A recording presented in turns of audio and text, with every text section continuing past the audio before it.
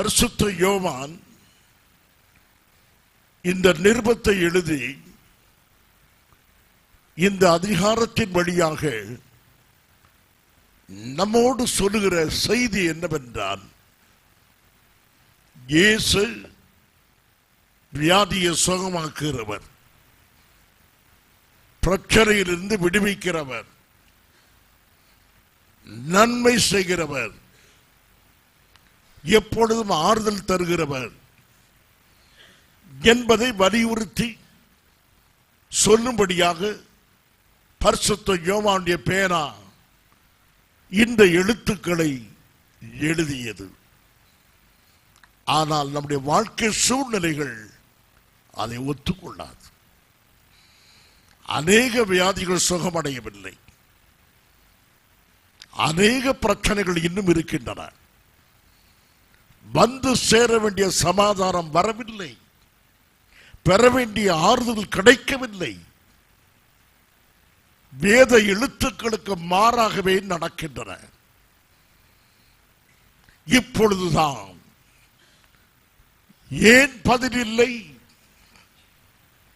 என் கர்த்தரிடத்திலிருந்து எனக்கு ஏன் பதில் இல்லை என்ற ஒரு கேள்வி எழுப்புகிறது. அருமையானவர்களே, இந்த யோவான் இப்பொழுது எழுதுகிறானே இந்த சரித்திரம், இதற்கு 14 ஆண்டு கழித்து பதிலில்லாத ஒரு வேளை அவனை சந்தித்தது. இன்றைக்கு லாசரு சுகவீனமாக இருக்கிறான், கர்த்தர் தாமதப்படுகிறார், எல்லாமே எதிரடையாக போகின்றன. இது போல ஒரு சூழ்நிலையை தன் வாழ்க்கையிலும் யோவான் சந்திக்கிறான். பின்பு இப்போது நாம் இந்த சூழ்நிலையை முதலாவது பார்ப்போம், என்ன நடக்கிறது என்று. பெத்தானியா கிராமத்தில் லாசரு என்ற ஒருவனை கர்த்தர் அதிகமாக நேசித்தார். அவனுக்கு 2 அக்காமார், 2 பேரும் மார்த்தாள், மரியாள். இந்த 3 பேரையும் கர்த்தர் நேசித்தார். அடிக்கடி அங்கு தங்குவார். சமாதானம் இல்லாத நேரத்தில் எல்லாம் அங்கு போயிருக்கிறார். கடவுளின் நிலைமையிலே அவருக்கு சமாதானத்தை தேட மாட்டார், மனிதன் என்ற நிலைமையிலே சமாதானத்தை தேடினார். எருசலேமிலே கிடைக்காத சமாதானம் பெத்தானியாவில் கிடைத்தது. இந்த பெத்தானியா வீட்டுக்கு வந்து அவர் அடிக்கடி தங்குவார். அப்பேற்பட்ட வீடு, எல்லாரும் சொல்லியிருப்பார்கள், இயேசு வருகிற வீடு, இயேசு தங்கி இருக்கிற வீடு. அங்குதான் கண்ணீர் பெருகி ஓடுகிறது, அங்குதான் பிரச்சனை இருக்கிறது. இயேசு நேசித்த வீட்டில் தான் கடுமையான பிரச்சனைகள். யோவான் சுவிசேஷம் 11ஆம் அதிகாரம் 3ஆம் வசனம்.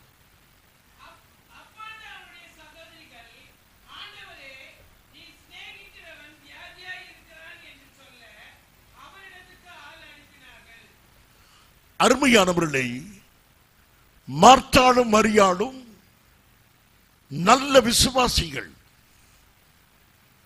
லாசரு சுகவீனமான உடனே அவசரமாக அவன் சொல்லி அனுப்பியது டாக்டரிடத்தில் அல்ல, எருசலேம் நகரத்தில் வைத்தியரை அழைத்து வா, பக்கத்து பட்டணத்தில் ஒரு வைத்தியர் இருக்கிறார், அவரை கொண்டு வா. இதெல்லாம் அவளை தேடவில்லை. இயேசுவுக்கு சொல்லுங்கள், லாசருக்கு சுகமில்லை என்று இயேசுவுக்கு சொல்லுங்கள், இயேசு வியாதியை சுகமாக்குவார், தன் தம்பியினுடைய துயரத்தை மாற்றுவார் என்று ஆழமான ஒரு விசுவாசத்தோடு அக்காடும் தங்கையும் பிரச்சனையை இயேசுவுக்கு சொல்லி அனுப்பினார்கள். என்னை கேட்கும் என் அருமையான சகோதரனே, சகோதரியே, உங்கள் பிரச்சனைகளை இயேசுவுக்கு சொல்லுகிறீர்கள். காலை எழுந்ததும் உங்கள் மனதில் உள்ள பிரச்சனைகளை எல்லாம் இயேசுவிடத்தில் சொல்லுகிறீர்கள். என் மகளுக்கு சுகமில்லை, என் மகனுக்கு சமாதானம் இல்லை, என் அண்ணனுக்கு பிரச்சனை, என் தம்பிக்கு இப்படி இருக்கிறது என்று எத்தனையோ காரியங்களை இயேசுவிடத்தில் சொல்லுகிறீர்கள். விசுவாசத்தோடு சொல்லியிருக்கிறீர்கள். சொல்லிவிட்டு இன்றைக்கு ஆராதனைக்கும் வந்திருக்கிறீர்கள். இயேசுவுக்கு சொல்லி அனுப்பிய அந்த செய்திக்கு அவர் பதிலும் சொல்லுகிறார். வாசியுங்கள். இயேசு அதை கேட்ட பொழுது, இந்த வியாதி போதும், இந்த வியாதி மரணத்துக்கு ஏதுவானது அல்ல. டாக்டரிடத்தில் போகிறோம், கடுமையான வியாதியாயிருக்கிறது. கண்கள் டாக்டருடைய முகத்தையே பார்க்கின்றன. சோதித்து முடிந்ததும் டாக்டர் சொல்லுகிறார், பயப்படுவதற்கு ஒன்றுமில்லை, பயப்படுவதற்கு ஒன்றுமில்லை. உடனே பெரிய சமாதானம். பிரச்சனை அப்படித்தான் இருக்கிறது. வியாதி சுகமாகவில்லை, வியாதியின் கடுமை அப்படித்தான் இருக்கிறது. ஆனாலும் டாக்டர் சொன்ன வார்த்தை, பயப்படுவதற்கு ஒன்றுமில்லை. இது பெரிய ஆறுதலை கொண்டு வருகிறார். மார்த்தாள் மரியாள், லாசருடைய வியாதி அதிகமாகிக் கொண்டே போகிறது. கவலையோடு எதிர்பார்க்கும் போது இவன் போய் சொல்லுகிறான், இது மரணத்துக்கு ஏதுவானதல்ல. லாசருடைய வியாதி மரணத்துக்கு ஏதுவானதல்ல. மிகுந்த சமாதானம். டாக்டர் சொல்லும்போது நமக்கு சமாதானம் கிடைப்பது போல அவள் இருவருக்கும் பெரிய சமாதானத்தை கொடுத்தது. இயேசு வரவில்லை, ஆனால் இயேசுவின் பதில் வந்து விட்டது. இயேசுடைய கரங்கள் இங்கு வரவில்லை, ஆனால் அவர் சுகத்தை அனுப்பி இருக்கிறார். என் தம்பி சுகமாய் விடுவான். அக்கம் பக்கத்தில் நற்செய்தி, என்னை இப்படியே வைத்திருக்கிறீர்களே, சுகமாய் விட்டான். எப்படி தெரியும்? இயேசு சொல்லி அனுப்பி இருக்கிறார். இப்படி சொல்லும் போது லாசரு மரித்து போனான். இப்படி இயேசு மரிக்க மாட்டான் சொன்னார் என்று எண்ணி, இது மரணத்துக்கு ஏதுவானது அல்ல என்று சொல்லும் போது லாசரு மரித்தான். அருமையானவர்களே, இந்த நேரத்தில் கிறிஸ்தவ பிரசங்கியை எதிர்பார்க்கிற ஒரு காரியம், யோபு 1 அதிகாரம் 21 வசனத்தின் கடைசி பகுதி.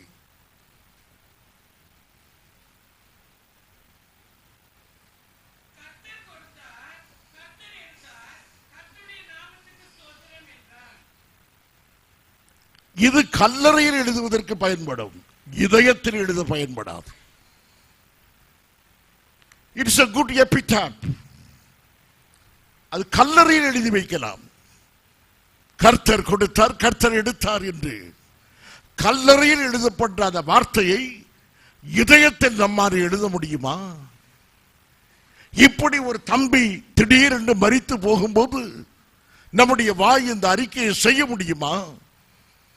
கஷ்டமான காரியமாக இருக்கு. அது செய்ய வேண்டும் செய்ய வேண்டாம் என்ற தர்க்கத்துக்கு நான் வரவில்லை. நம்முடைய சுவாபத்தை வைத்து நான் பேசுகிறேன்.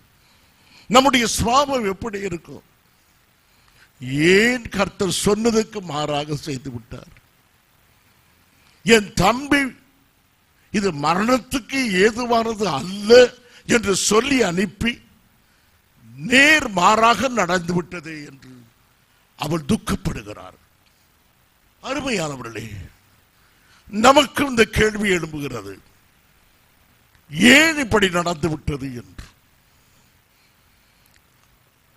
வாசிப்போம் 5-6 வசனங்கள்.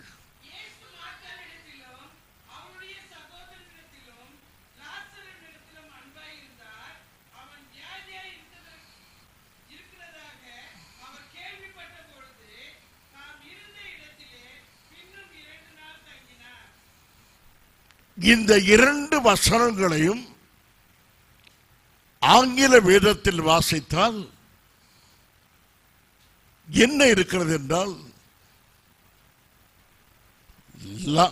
மார்த்தாளையும் மரியாளையும் லாசருவையும் கர்த்தர் நேசித்தார், ஆகையால் அவன் வியாதிப்படும் போது அவர் பிந்தினார்.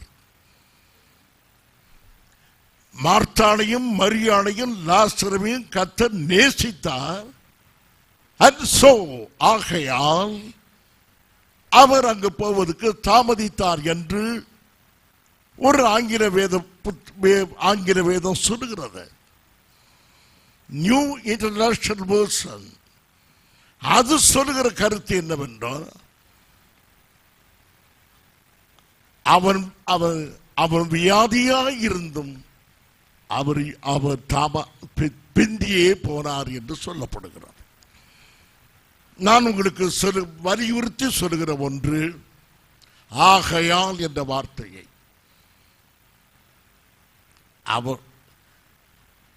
அவன் வியாதியாய் இருக்கிறான் என்று கேள்விப்பட்டார். இயேசு பிந்தி போனார்.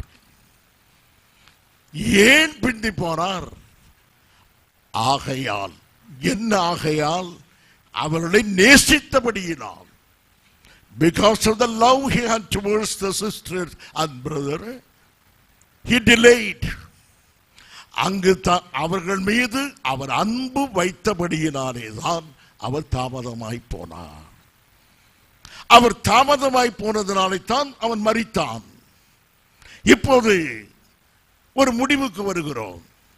லாசருவை அவர் நேசித்ததினாலே அவர் மரித்தான். லாசருவை அவர் நேசித்ததினாலே அவர் பிந்தி போனார். It passes our comprehension. இது நம்முடைய அறிவுக்கு எட்டாதது. ஆனால் இந்த அன்பை தான் நாம் விளங்கிக் கொள்ள வேண்டும். எந்த அன்பை? அவன் கடுமையான வியாதியில் இருக்கிறான், இவர் போகவில்லை. அவன் கடுமையான வியாதியில் மரித்துக் கொண்டிருக்கிறான், இவர் கரம் நீட்டவில்லை. என்ன காரணம்? அன்பு. என் அருமையான சகோதரனே, சகோதரியே, உங்கள் வாழ்க்கையிலே அநேக சம்பவங்கள் நீங்கள் எதிர்பார்த்த போது நடக்கவில்லை, மாறாக தாமதப்படுகின்றன, மாறாக வித்தியாசமாக நடக்கின்றன. அப்போதெல்லாம் நீங்கள் விசுவாசிக்க வேண்டியது, தேவனுடைய அன்பின் கரம் இதற்கு பின்னாலே இருக்கிறது. என்னால் இதை விளங்கிக் கொள்ள முடியவில்லை. ஆனால் இந்த சம்பவத்துக்கு பிறகு என் கர்த்தருடைய அன்பு இருக்கிறது என்று பிற்காலத்தில் விளங்கி இருப்பார்கள். மார்த்தாளும் மரியாளும், என்னுடைய தம்பி வியாதியாய் இருக்கும் போது இயேசு வரவில்லை, நாங்கள் என்னவோ என்று நினைத்தோம். பின்னாலே விளங்கியது அது அன்பினாலே. அவனை மரிக்கவே விட்டு விட்டார். நாங்கள் துடிதுடித்து போனோம். பின்னாலே எங்களுக்கு விளங்கியது அது தேவனுடைய அன்பு. ஆம் பிரியமானவர்களே, இந்த அன்பை நாம் அதை விளங்கிக் கொள்ள முடியாது. நம்முடைய அறிவு இந்த அன்பை விளக்கி சொல்ல முடியாது. You believe, இந்த அன்பை விசுவாசியுங்கள். பதில் வராமல் போகலாம், நேர் எதிரடையாக சம்பவங்கள் நடக்கலாம். ஆனாலும் விசுவாசியுங்கள், இது அன்பு. என்னாலே விளங்கிக் கொள்ள முடியவில்லை, நான் நினைத்தது நடக்கவில்லை, அன்பு. எனக்கு இந்த வியாதியை வரவிட்டிருக்கிற அன்பு. I can't understand this. இந்த அன்பை என்னாலே விளங்கிக் கொள்ள முடியவில்லை. Don't try to understand. You can't understand. இந்த அன்பை நீ விளங்கிக் கொள்ள முடியாது. You have to believe. விசுவாசி. எல்லா சூழலிலும் நான் விளங்கிக் கொள்ளவிட்டாலும், என்னுடைய எதிர்பார்க்க தக்கபடி நடக்காவிட்டாலும், என் மீது பறந்தது அவருடைய நேசக்கொடியே என்று விசுவாசியுங்கள். ஆகவே அன்புதான் என்பதை விசுவாசிக்க வேண்டும். யோவான் சுவிசேஷம் 4ஆம் வசனத்தின் பிற்பகுதியை வாசியுங்கள்.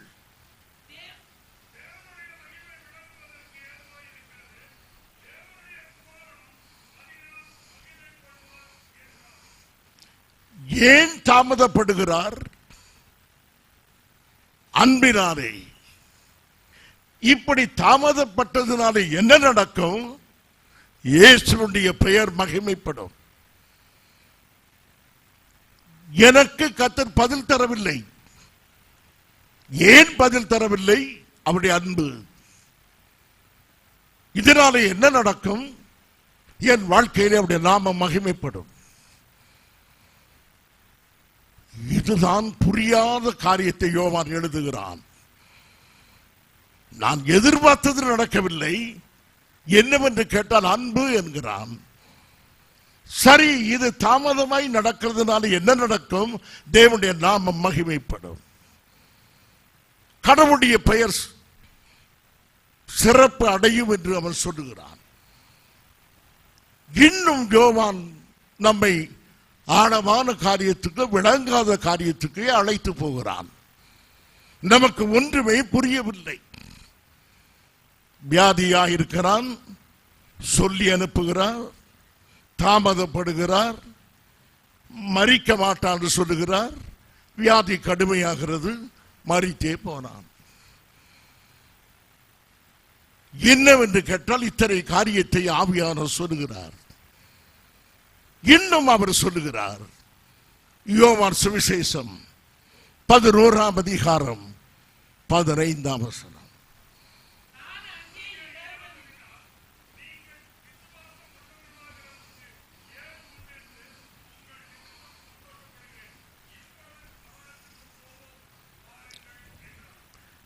இங்கே ஒரு வார்த்தையை சொல்லுகிறார். லாசருக்கு மரித்து போனான். மார்த்தாளும் மரியாளும் சிநேகிதர்கள். இயேசு தங்கியிருக்க வீட்டிலே கண்ணீர். இயேசு உணவெடுத்த வீட்டிலே பிரச்சனை.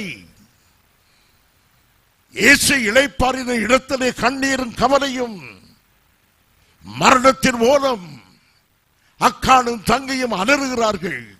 இயேசு சொல்கிறார், நான் சந்தோஷப்படுகிறேன். அங்கு இப்படி நடந்து கொண்டிருக்கும் போது இவர் இங்கே சொல்லுகிறார், நான் சந்தோஷப்படுகிறேன் என்று. என் அருமையான சகோதரனே, சகோதரி, விளங்காத கர்த்தருடைய காரியங்கள். நாம் துன்பப்படும் போது அவர் சந்தோஷப்படுகிறாரா? லாசரு மரித்ததினாலே இயேசு சந்தோஷப்படவில்லை. மார்த்தாளும் மரியாளும் அழுததினாலே இயேசு சந்தோஷப்படவில்லை. இப்படியெல்லாம் நடக்க அவர் சம்மதித்தது எதற்காக என்றால், தம்முடைய சீஷருடைய விசுவாசம் பெருகுவதற்காக. அவருடைய நம்பிக்கை வளர வேண்டும். எதிர் சூழ்நிலைகளிலே எல்லா எதிர்பார்ப்புகளும் மாறி போகும்போது என் பிள்ளைகள் என்னை விசுவாசிக்க வேண்டும். மரிக்க மாட்டான் என்று நான் சொல்லுகிறேன். அவன் மரித்து போனான். அப்படி இருந்தும் என்னை விசுவாசிக்க வேண்டும். இதுதான் ஆண்டவருடைய வழி நடத்துதல். எல்லா சூழ்நிலைகளிலும் அவர் என்ன சொன்னாரோ அதற்கு நேர் மாறாக நடந்தாலும் நான் அவரையே விசுவாசிப்பேன். ஹல்லேலூயா. இந்த பாடத்தை அவர் சீசனுக்கு கற்றுக் கொடுக்கிறார். விளங்கிக் கொள்கிறீர்களா? இயேசு சொன்னபடி காரியங்கள் நடக்கவில்லை. ஆனால் காரியங்கள் நடக்காவிட்டாலும் இயேசு சொன்னபடியே செய்கிறவர் என்று நான் விசுவாசிப்பேன். மிக கஷ்டமான ஒரு பாடம். இந்த பாடத்தை தான் யோவான் நமக்கு எழுதுகிறான். பிரியமானவர்களே, இந்த பாடத்தை அவன் தன் வாழ்க்கையிலே கற்றுக்கொண்டதை உங்களுக்கு பின்பு சொல்லுகிறேன். இப்போது நமக்கு அவன் கற்றுக் கொடுப்பதை நாம் சற்று யோசிப்போம். அருமையானவர்களே, பிரச்சனைகளுக்கு மத்தியிலே தேவன் தனது நோக்கத்தை நிறைவேற்றுகிறார். மார்த்தாள் மரியாள் கண்ணீர் சொரிய நின்று கொண்டிருக்கிறார். அவளை ஆளவிட்டு ஒரு நோக்கத்தை கர்த்தர் நிறைவேற்றுகிறார். சீஷருடைய விசுவாசம் வளர்வதற்கு மார்த்தாள் மரியாளுடைய கண்ணீர் கர்த்தருக்கு தேவை. மார்த்தாள் மரியாளுடைய கண்ணீரை வைத்துதான் சீஷருடைய விசுவாசத்தை கட்டும்படியாக தேவன் திட்டமிட்டார். என்னை கேட்கும் அருமையான சகோதரனே, சகோதரியே, நீ கண்ணீர் விடுவது வெறுமையான காரியம் அல்ல, அர்த்தமில்லாததல்ல. உன்னை கர்த்தர் அளவிட்ட நாட்கள் உண்டு, சங்கடப்பட்ட வேளைகள் உண்டு, மன சோர்ந்து போன வேளைகள் உண்டு. அவை எல்லாவற்றின் மூலமாகவும் கர்த்தர் தன்னுடைய நோக்கத்தை நிறைவேற்றி இருக்கிறார். நீர் கண்ணீர் விட்டதுக்காக இப்போது கர்த்தருக்கு நன்றி செலுத்த முடியுமா? நீ அழுததினாலே கர்த்தருடைய நோக்கம் நிறைவேறியது. நீ ராக்காலத்தில் அழுததை கொண்டு கர்த்தர் தன் நோக்கத்தை நிறைவேற்றினார். மார்த்தாள் மரியாளுடைய கண்ணீரை கொண்டு அவளை ஆள வைத்து இவர் சீஷருடைய விசுவாசத்தை கர்த்தர் வளர்த்தார். அன்று ஒரு பெண் மிக அழுதாள், மனம் கசந்து அழுதாள்.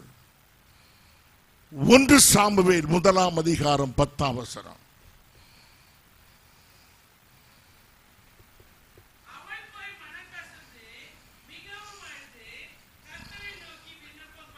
மனம் கசந்து அழுததினாலே என்ன பிறந்தது? அவள் அன்னாள் மனம் கசந்து அழுததினாலே என்னது பிறந்தது? ஜெபம் பிறந்தது. சாமுவேல் பிறக்கவில்லை.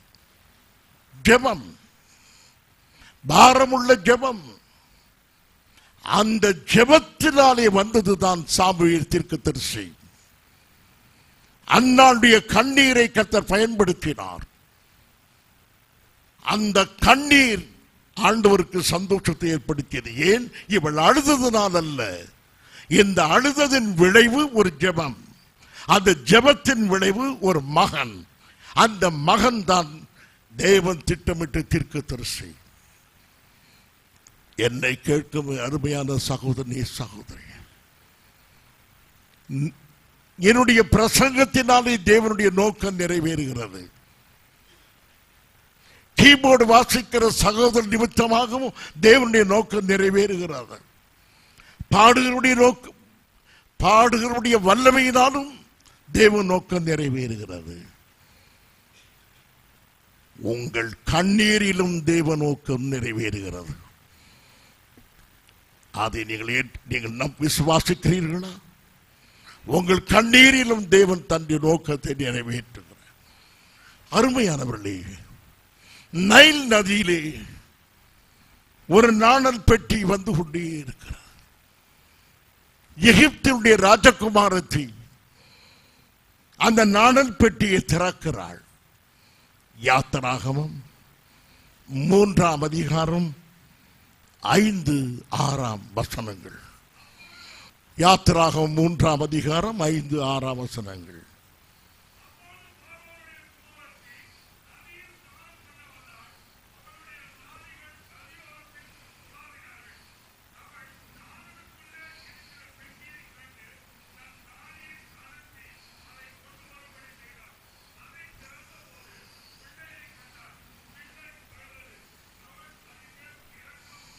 ஒரு நாணல் பெட்டியை திறந்தவுடனே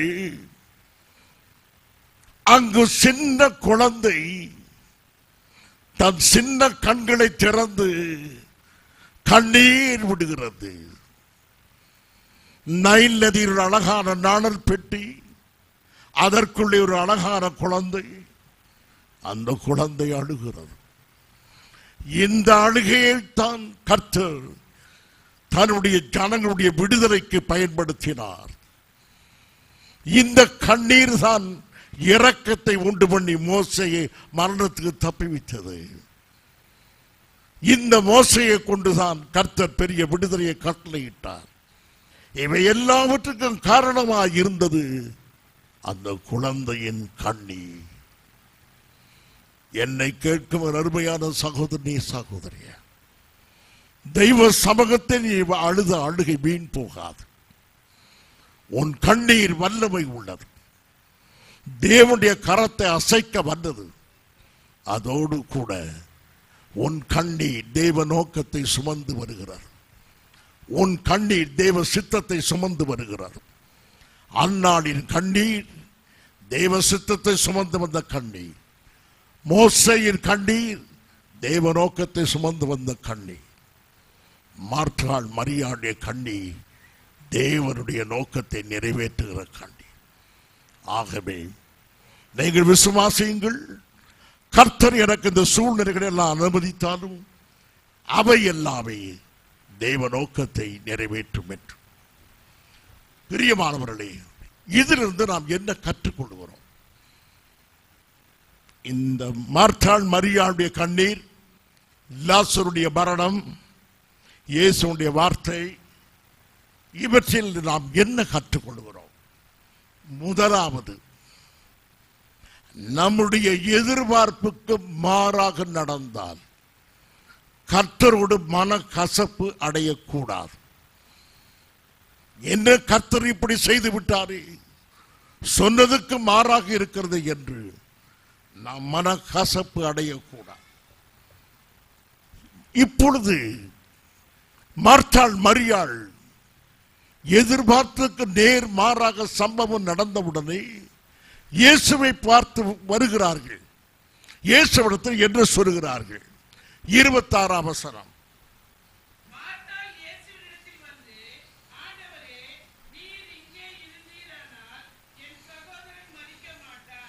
ஆகவே அவள் குற்றப்படுத்துகிறாள் இயேசுவை.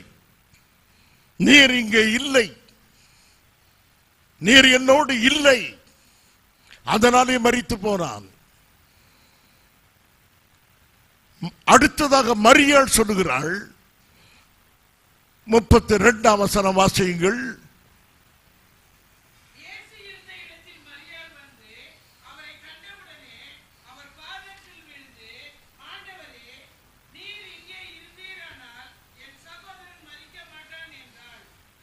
ரெண்டு பேரும் ஒரே குற்றச்சாட்டை, நான் நெருக்கமான வேளையில் இருந்தேன், நீர் என்னோடு இல்லை, அதனாலே தான் மரித்து போனான். அவள் கடுமையான குற்றச்சாட்டு. என் சகோதரன் மரித்ததுக்கு ஒரே ஒரு காரணம் வியாதி அல்ல, நீர் வராததுனாலே தான். அதனும் அவன் சுகமடைவான்னு சொல்லிவிட்டு நீ வரவில்லை, அதனாலே நீர் வராததினாலே தான் அவன் மரித்தான்.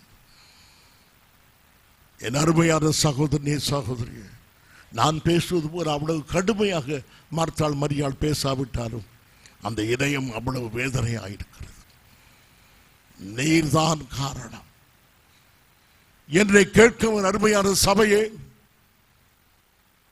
ஏற்பட்ட சங்கடங்கள், சந்தித்த நஷ்டங்கள், சவால்கள், எதிர்ப்புகள், போராட்டங்கள் எல்லாவற்றுக்கும் இயேசுவை குற்றப்படுத்துகிறாயா? நீர்தான் இதை அனுமதித்தீர், நீர்தான் என் ஜெபத்தை தள்ளிவிட்டீர், நீர்தான் இதை செய்தீர் என்று. பிரியமானவர்களே, ஏன் இந்த குற்றச்சாட்டு?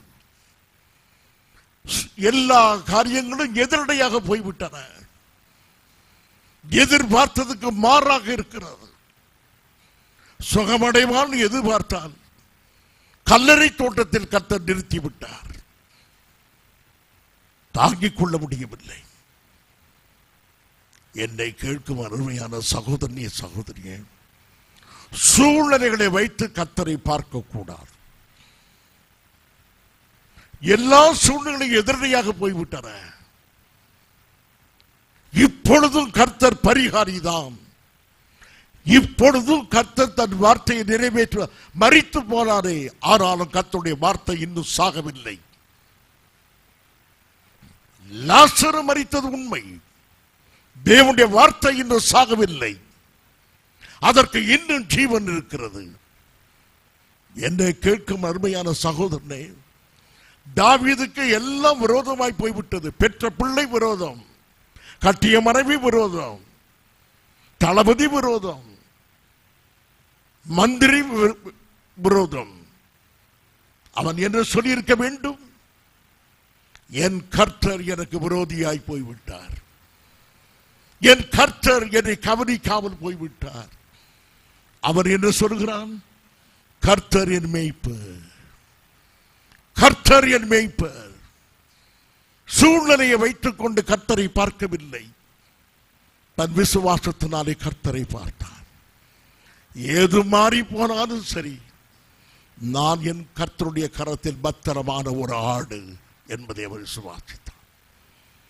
என்னை கேட்க அருமையான சகோதரனே, சகோதரிய, சூழ்நிலைகள் எல்லாம் மாறி போய் லாசரு மரித்திருக்கிறான். உங்களுக்கு சொல்லுகிறேன், அதோடு சரித்திர முடியவில்லை. உங்கள் வாழ்க்கையிலே நோ வேக்கன்சி என்ற கடிதம் உனக்கு வந்து விட்டது. ஜெபித்தாய், தருவார் என்று கர்த்தர் சொல்லி இருந்தார். வேலை காலி இல்லை என்று வந்து விட்டது. என் பிள்ளையே, உன் சரித்திரம் முடியவில்லை, உன் வரலாறு தொடங்குகிறது. இன்னும் கர்த்தருடைய கரத்தில் இருக்கிறது. இல்லை என்று வந்து விட்டது. கர்த்தர் இல்லை என்று சொல்லவில்லை. லாசரு மரித்து போனான். ஆண்டவர் மரித்து போனான். இனி என்னாலே ஒன்று செய்ய முடியவில்லை என்று ஆண்டவர் சொல்லவில்லையே. பிரியமானவர்களே, நம்முடைய சூழ்நிலைகள் கர்த்தரோடு ஒத்து போகாமல் இருந்தால் காத்திருங்கள். என்ன நடக்கும் என்று காத்திருங்கள். இனி என்ன நடக்க வேண்டியது? தான் இறந்து போறான், இருந்தாலும் காத்திருங்கள். இவ்வளவு காரியங்கள் நடந்த பிறகு எனக்கு நன்மை கிடைக்குமா? இத்தனை வயதுக்கு பிறகு எனக்கு வேலை கிடைக்குமா? இதற்கு பிறகு ஒரு குழந்தை பிறக்குமா? காத்திரு, பதறாதே, தேவ சமூகத்தில் காத்திரு.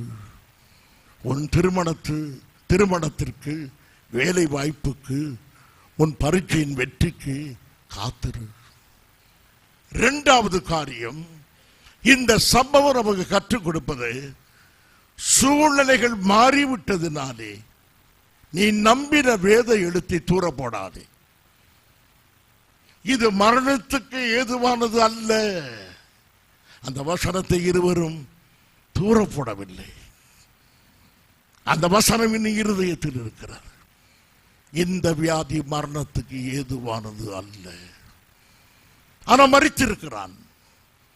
பிரியமானவர்களே, சூழ்நிலைகள் எல்லாம் வித்தியாசமா போனதுனாலே தேவன் தந்த வாக்கு தத்தத்தை தூர போடாதீர்கள். கர்த்தர் இன்னும் செய்ய வல்லமை உள்ளவர்.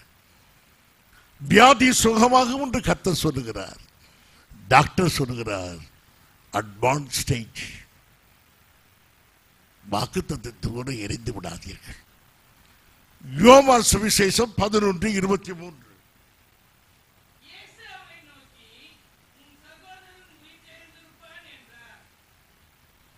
உன் சகோதரன் உயிர் தெழுந்திருப்பான்.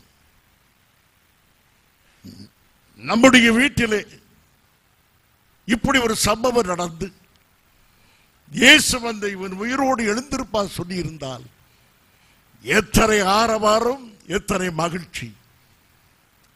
எந்த சலனமும் இல்லை. அவள் அதை உபதேசமாக எடுத்தாள், வாக்குத்தத்தமாய் எடுக்கவில்லை. என் பிரியமான சபையே, வேத புத்தகங்கள் உபதேசம் நிறைந்தது, வரலாறு நிறைந்தது, கதைகள் நிறைந்தது. கதையாக எடுக்காதே, வரலாறாக எடுக்காதே, எப்போதும் உபதேசமாக எடுக்காதே. அதிலே உனக்கு வாக்குத்தத்தங்கள் உண்டு. உனக்கு தேவர் எழுதி வைத்த வசனங்கள் உனக்கு உண்டு. அவ்வார்த்தைகளை நீ விசுவாசிக்க வேண்டும். ஆம் பிரியமானவர்களே, அவையோடு உபதேசமாக எடுத்தாலே தவிர தன் சகோதரனை கர்த்தர் எழுப்புவார் என்று அவளாலே நம்ப முடியவில்லை. பிரியமானவர்களே, சூழ்நிலையில் கல்லறையோடு எல்லாம் முடிந்து விட்டது. லாசருடைய கல்லறை இதுதான் முடிவு.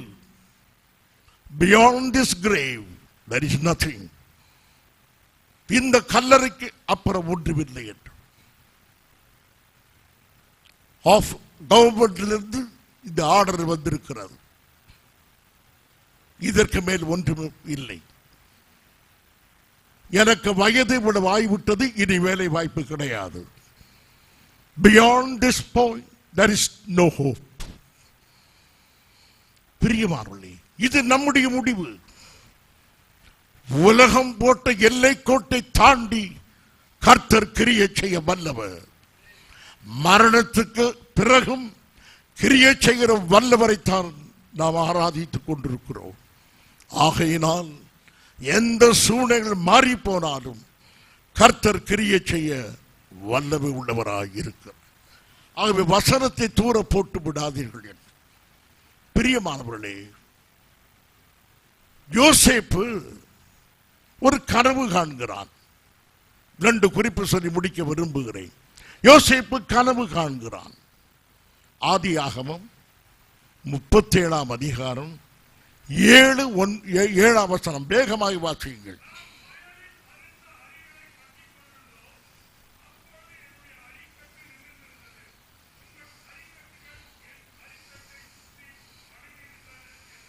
தேவன் அவனுக்கு கொடுத்த தரிசனம். எல்லா அரிக்கட்டுகளும் கீழே கிடக்கின்றன. இவனுடைய அரிக்கட்டு மாத்திரம் நிமிர்ந்திருக்கிறது. என்ன செய்தி?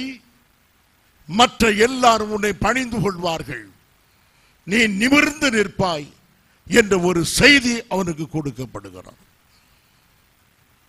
9ஆம் வசனம் வாசியுங்கள். சூரியனும் சந்திரனும் 11 நட்சத்திரங்களும் என்னை வணங்கினது என்றான். என்ன அர்த்தம்? சகோதரர்கள் என்னை வணங்குவார்கள், நான் நிமிர்ந்து நிற்பேன். இது தேவன் கொடுத்த தரிசனம். என்ன நடந்தது?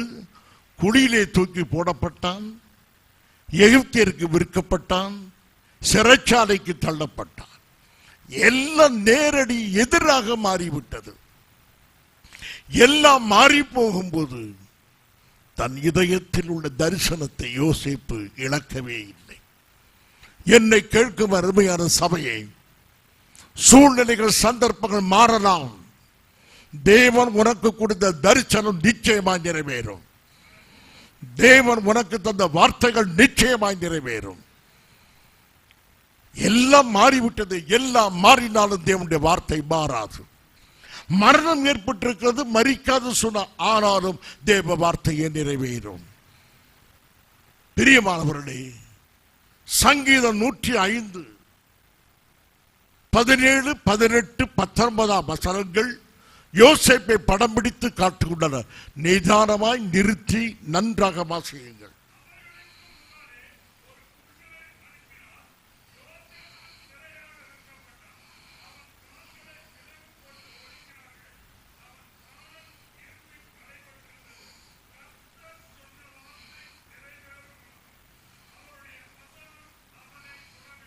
அருமையானவர்களே,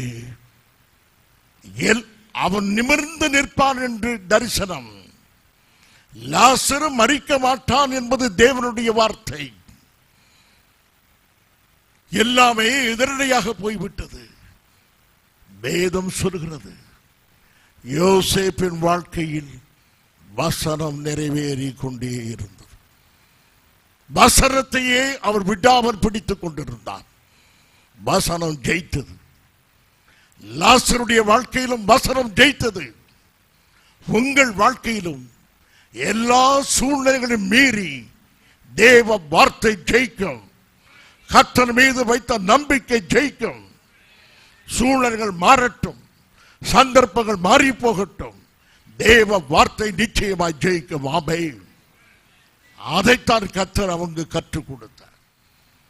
இங்கு மார்த்தாளும் மரியாளும் இது மரணத்துக்கு ஏதுவானதல்ல என்று சொல்லி இருந்தார். விசுவாசித்தோம். இப்போது அவன் செத்து போனானே என்று இருக்கும்போது ஆண்டவர் பேசுகிறார். 11ஆம் அதிகாரம் 25ஆம் வசனம் பிற்பகுதி. இயேசு அவளை நோக்கி, மார்த்தாளுக்கு சொல்லப்பட்ட வார்த்தை, நானே உயிர்த்தெழுதல். உன் தம்பி மரித்து போனான், நான் அவனுக்கு இப்பொழுது பரிகாரி அல்ல. I am the resurrection. நான் உயிர்த்தெழுதலாக வந்திருக்கிறேன். ஆனா வேதம் சொல்கிறது I am the life. நானே ஜீவனாய் இருக்கிறேன். விசுவாசித்தால் தேவனுடைய மகிமையை காண்பாய். எதிரடையான சூழ்நிலையிலே, உன் கடுமையான வியாதியிலே, என் மகளே நீ விசுவாசித்தால் தேவனுடைய மகிமையை காண்பாய். இந்த வார்த்தை நிச்சயமாய் வெற்றி பெறும்.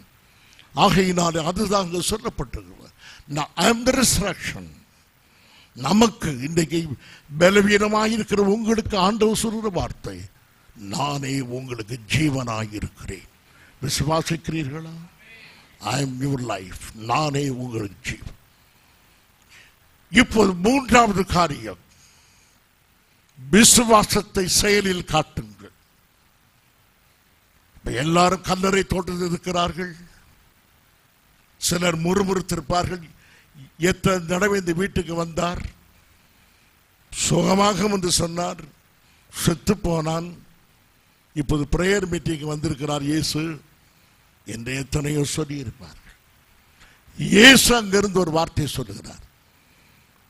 39 வசனம்.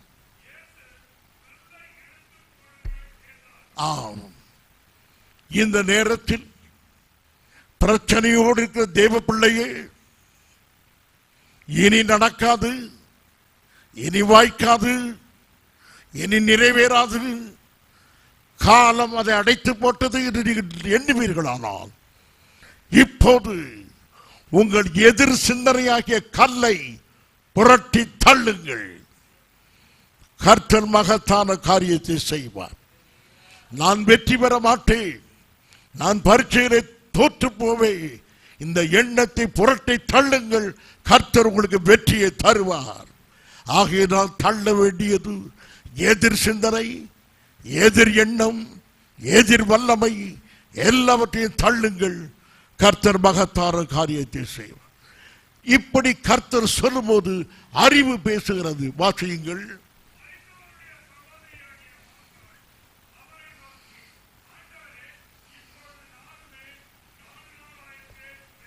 அறிவு சொல்லுகிறது இப்போது திறக்க கூடாது, 4 நாள் ஆயிற்று. பரலோகம் சொல்கிறது திற, அறிவு சொல்கிறது திறக்காதே. தயங்கி நிற்கிறது. பரலோகத்துக்கு கீழ்ப்படிவதா, உலகத்தின் அனுபவத்துக்கு கீழ்ப்படிவதா? உலக அனுபவம் சொல்கிறது 4 நாள் ஆயிற்று, திறக்காதே. பரலோகம் சொல்கிறது திறந்து விடு. தயங்கி நிற்கிறார்கள். அப்பொழுது ஆண்டவர் பேசுகிறார். 40ஆம் வசனம். நீ விசுவாசித்தால் தேவனுடைய மகிமையை காண்பாய். இதுதான் உங்கள் யாவருக்கு இன்றைக்கு சொல்லப்படுகிற வார்த்தை. நீ விசுவாசித்தால் அதிசயத்தை நிச்சயமாய் காண்பாய். விசுவாசத்து கல்லை புரட்டி தள்ளினார்கள். நீங்களும் இப்போது கல்லை புரட்டி தள்ளுங்கள். அப்போது கர்த்தருடைய 3 வார்த்தை, லாசருவே வெளியே வா. இந்த 3 வார்த்தைகள் மகத்தான காரியத்தை செய்தது.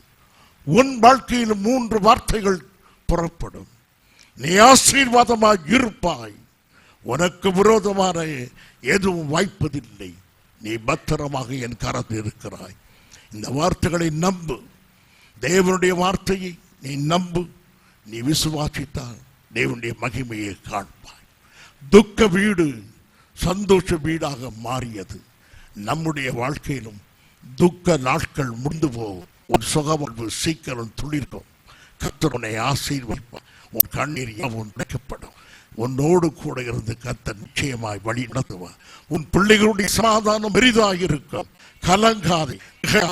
சந்தர்ப்பங்கள் சூழ்நிலைகள் மாறிட்டன. இயேசு மாறாதவர், வார்த்தை மாறாதவைகள், வல்லமை உள்ளவர்கள். எங்கள் அருமையான பிதாவே, உம்முடைய அன்பின் குமாரனும் எங்கள் அருமை இரட்சகராய் இருக்கிற இயேசு கிறிஸ்துவுடைய நாமத்திலே வருகிறோம். ஆண்டவரே, உமது ஜீவன் உள்ள வார்த்தைகளை கேட்டு சூழ்நிலைகள் சந்தர்ப்பங்கள் எல்லாம் மாறி போனாலும் அவைகளுக்கு மத்தியிலும் உம்முடைய வார்த்தையை நிறைவேற்ற நீ வல்லமை உள்ளவர்.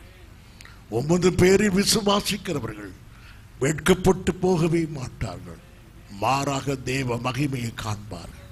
அந்த அனுபவத்துக்குள்ளே எங்களை நடத்தும்.